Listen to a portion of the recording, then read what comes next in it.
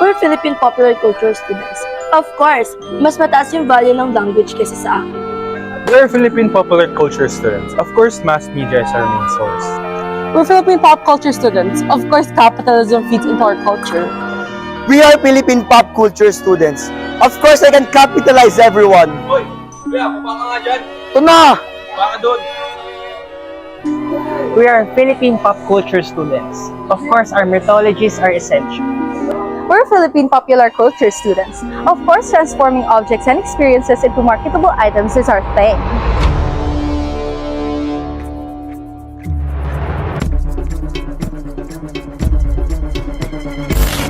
Starting with media, it is anything related to platforms that stands as the bridge in disseminating facts, opinions, entertainment, thoughts, arts, or even products from the rightful source to the audience. Mass, on the other hand, is a large number of people. Therefore, any medium used for a large audience to see information is called mass media. Televisions, newspapers, radios, films, or the internet are examples of media used for mass communication, which means process of relaying and exchanging information to the masses. Mass media play a crucial role in spreading and enriching popular culture. Popular culture wouldn't be popular without the wide reach of mass media, especially among less privileged groups. Mass media help to spread and shape culture, influencing how it's perceived and understood by people. It plays a big part in how we see and understand popular culture. They can be seen as fair and focused on serving the public, delivering news and programs. While the mass media don't usually talk about themselves or reflect on their own actions, like every other business, their aim is to still make profit. Nowadays, mass media do commercialization in swift ways, from radio, television, and even up to social media. This can be amplified by the use of public image or celebrities that serve as saints of commerce. These public images could mostly be those of people that became famous from passing the beauty standards or has a strong sex appeal, a comedian, someone who is talented, or even love teams like Katniel, Jadine, Liz Ken, or the infamous Aldab, for example. With these factors, the mass media can benefit by putting them into advertisements that could capture the public's interest, or by just merely talking about them through mediums such as televisions, films, publications, music, radio, and others. The active engagement of the fans, personalities, and corporations ensures that the fans are not only dedicated supporters but also consumers. The power of mass media can shape trends, societal norms, and even consumer behavior. Take for example the grilled balot that trended early 2023 that started from circulating videos online. It trended to a point in which people would post about it, would crave for it, would buy it, and would even travel just for the sake of trying it. It even came to some point that companies like Macau Imperial Tea would market it as an original flavor as an April Fool's prank to gain the attention of the mass.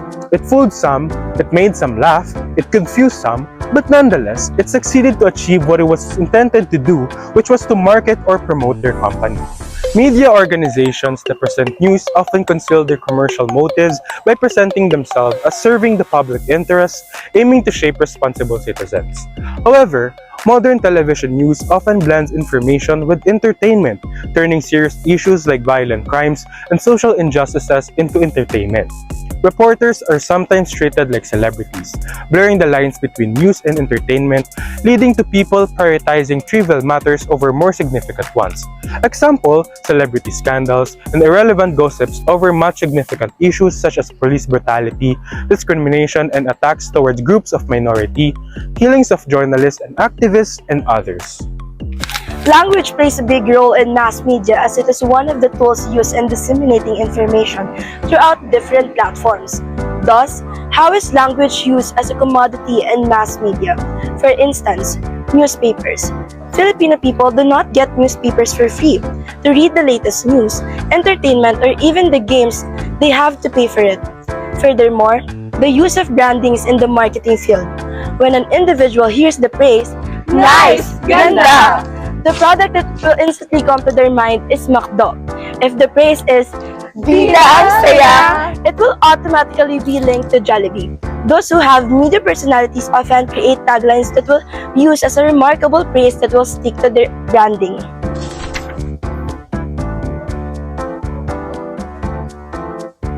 Have you ever seen a product online and instantly knew its value by how people perceived it on different platforms?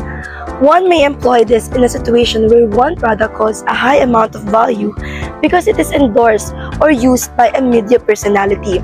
Commodity as language may also be associated with an individual's social status as created by social norms, standards, and beliefs created within the sphere of media world.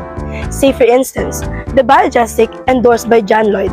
If other artists with much less engagements did the endorsement, people would have ignored it.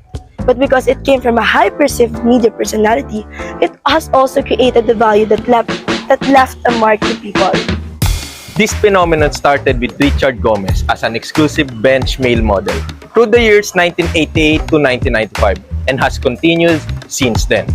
There are also other models like John Hall, Dieter Ocampo, Wendell Ramos, and many more. Although women's clothes and accessories also predominated the bench ads, the male clothing and underwear ads are significant. Some of these examples clearly shows how these corporations eroticizing men. Bench Body featuring Mark Nelson as a soccer player. Bench Body featuring Wendell Ramos as the relaxed athlete. Bench Body, Dieter Ocampo as the lounging oriental hunk. Their billboard ads have been shown to the public, specifically towers over blighted urban landscapes, where many kinds of people, including their target audience, mostly live. They are targeting the commuters who takes the buses, jeepneys, trains, and many form of public transportation as a mode of transportation where they would take advantage of showing and giving information that shows this kind of images, where it will be clearly shown and looked at when it is the time for commuters' rush hour. That is why you see many of their billboards are set on the main highways, roads, and such. Example, EDSA, where many commuters travel on these roads daily, where it become a distraction to the drivers and the commuters. They mercilessly show this kind of sexualized images on their billboards just because they can. But Senator Miriam Defensor Santiago noticed and took action. She had publicly called on the police in late 2004 to destroy these billboards because they provide unwanted distractions to drivers. They're stating something, conveying something, which can be also a language. They are trying to sell an idea and a product that will make the customers or target audience buy. They are building on something that they know many of us will bite on. This idea is proven to be effective since many of the target audience, specifically males, thinks that it will boost their manliness, ego, and self-confidence just by buying and using a certain brand that is marketed in a certain way. As stated by a research about the Shaken Self, product choices as a means of restoring self-view confidence by Lele Gagao and S. Christian Wheeler, which you can clearly observe in our society. This phenomenon can also relate to a theory called the theory of commodity fetishism by Dominic Strinati, where it says that the real secret of success is the mere reflection of what one pays in the market for the product. The consumer is really worshipping the money that he himself has paid for the ticket to the Toscanini concert. This theory will be explained furthermore on the next topics. Ako? Now that you have information on mass media and commodization in the Philippine popular culture, please give us an example of something that is popular that you can associate with language as a commodity and also a commodity as language in just one word or phrase. Go!